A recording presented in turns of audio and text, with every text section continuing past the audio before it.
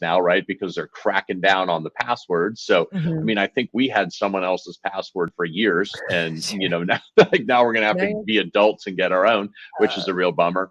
mhm. But yeah, so I think like they've kind of got it more figured out than some of these other places. And there was, I think, if I don't know if you listen to podcasts or whatever, Bill Simmons had him on, someone on there were talking about it in a podcast within the last couple of days. So they went into Mhm. this whole kind of Netflix streaming thing. I thought it was interesting, but that obviously doesn't really play into any of the research that we're doing No, it's for still the useful. portfolio. Yeah. I think that's great. I think that's still super useful and interesting for people. What was the podcast called again? Just for people. It's a Bill Simmons podcast, the sports guy. Many of you will know him from the old ESPN days. He's the Ringer now, but it's more of a sports podcast for sure. But they do a lot of pop culture stuff and things like that. So there was an interesting part on Netflix and streaming services that they Yeah. did pretty recently.